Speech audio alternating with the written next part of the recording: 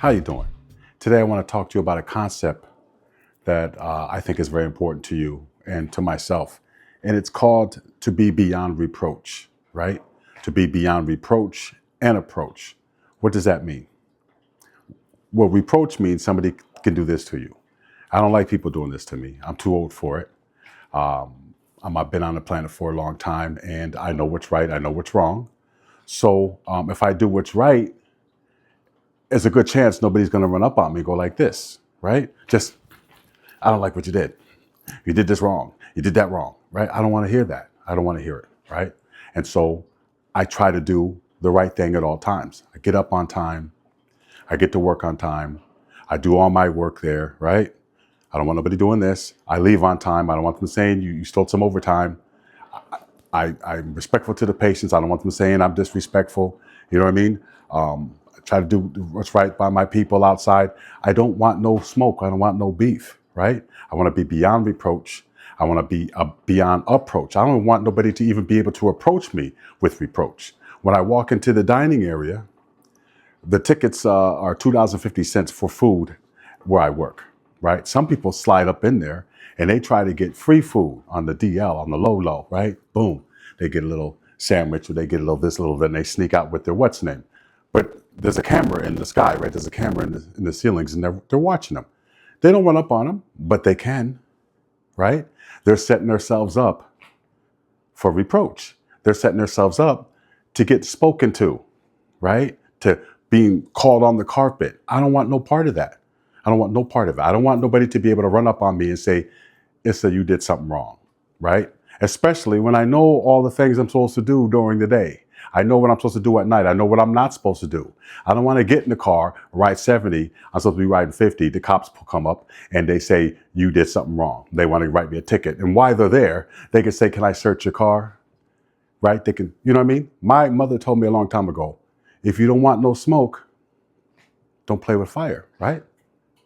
You have to be beyond reproach. In other words, you have to be kind of perfect, right? You have to ride, if I'm riding 30 and somebody rolls up on me, I can fight that and I will fight that. And I make sure I do 30. Why? Because I don't need the nonsense. The reason I say this is this. When I'm using drugs, when I was out there on the street using drugs, I was constantly put in the position where people can run up on me. I was constantly put in that position. I was always wrong. I was always wrong. I was doing wrong. And rightfully, people ran up on me and said, you're doing wrong. You're this, you're that, you're the other thing. You stole this, you took that, you didn't do this, you didn't do that, bada bing, bada bang. And I was always in a state of shame. I was always ashamed because they were right?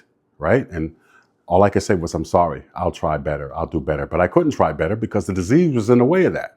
The disease made me be in that position of shame. And the disease loves it when you get shamed in front of your family or in front of your job or in front of the world. It loves you to be in a state of shame, right? So as soon as I stopped messing with the drugs, I worked on my character, right? The character of trying to do the right thing, trying to be the right thing, wearing the right thing, having the right haircut, so on, everything. I don't want nobody to run up on me and say nothing bad about me. I had enough of that for the rest of my life, right? So if I never use again, I never really have to worry about being reproached, being admonished, being spoken to. I don't have to worry about that because I know, right, what to do and what not to do. You know what to do and what not to do.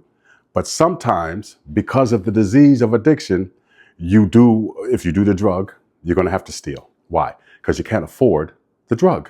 Nobody can afford the drug. So eventually you're going to have to borrow, right? Which I'm not supposed to do that because what happens is I borrow and then I'm not able to pay back. I get reproached. I'm going to steal. I'm not supposed to be stealing because I'm going to get caught. Plus, I'm going to feel bad about it, right? I'm not going to be there on time, like I said I was going to be. I'm not picking you up. I'm not going to keep my word to you. You understand what I'm saying? You're going to come at me like this. You're going to give me warnings. I'm going to apologize, right? The judge is going to maybe put me on probation, maybe parole. I might have to go to jail. All these different things I'm in line for because I didn't leave the drugs alone. And so I had to do that which I knew I shouldn't do. I had to do it.